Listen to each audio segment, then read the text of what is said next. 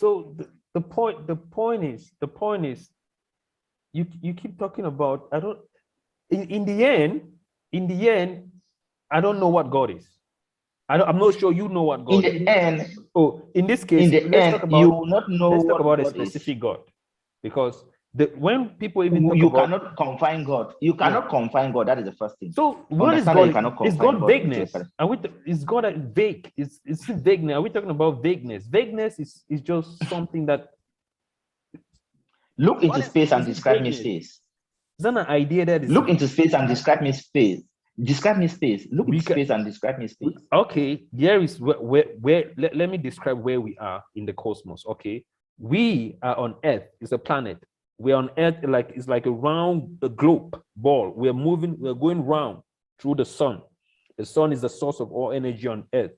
We're rotating, Yeah. we're rotating and revolving. At the same, within that solar system, there is the sun, and there are 9 planets. For how long has that information been available to you? Since about for science, it's about 400 years, 400 years, from the time of Galileo. How long has the Earth existed? From the time. How long has the Earth existed? The Earth is about 4 billion years old. Okay. Imagine only 400 years for you just to understand that the sun is a source of energy to the Earth, and the Earth is revolving around the sun, is the center, and it will take 4 billion years just to understand that. So the quest to understand God. No, before that, humans were not existing. When the Earth was formed, humans were not existing at the time. So you cannot say when the Earth was formed, at the initial stage of the Earth, it wasn't conducive for humans to live, because Earth didn't have an atmosphere at the time. There were cross.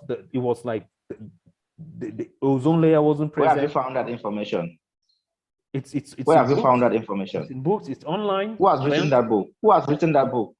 Experts, scientists have written the book. These are the imaginations of people who try to project. These are not imaginations. Science, the way science works, these are not imagination. Again, we talk about observation. There has to be evidence. Have you been able to prove the theory of evolution of Darwin, Charles Darwin? Have you been able to prove that? Yes. Has it been able to state?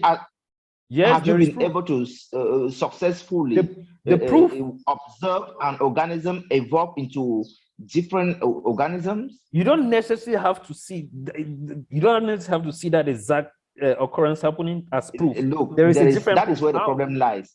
Let me explain you the proof. To accept its hypothesis. Science wants us to accept its hypothesis. When we put forth a hypothesis on the existence of God and the facts to support this hypothesis, science would like to say, no, there is no God. But let me tell you, the greatest believers are what is the evidence? What evidence can you put for the I wanted to tell you about the evidence for the theory of the Charles Darwin's theory of evolution. There are fossils. Fossils are like rocks. I don't know if rocks that have the print of animals that existed, intermediaries. So they have been able to discover all the different fossils that showed like a smooth hierarchy, a pyramid from all the ancestors of humans, and they were able to trace back our ancestry line right down, passing through the different intermediaries. We have the Neanderthals, the Homo erectus, Homo habilis. Right at the top of that pyramid is the Homo sapiens, humans. You go down, you have all the different intermediaries. Right up to we are cousins. We are cousins with chimpanzees. We have the same ancestors with them. People don't like to hear that. They say they think humans are the center of everything. So the way that is known is from the fossil records. They showed, and even DNA. We have a similarity with chimpanzees. We have about 98.9 similarity in our DNA. The DNA is the molecule that, in fact, you are what you are because of your DNA. The DNA codes for proteins that determines everything about a human being. So because of that, the DNA record and the fossil record, that shows us enough proof of where we're coming from, a unicellular organism. I would like to refer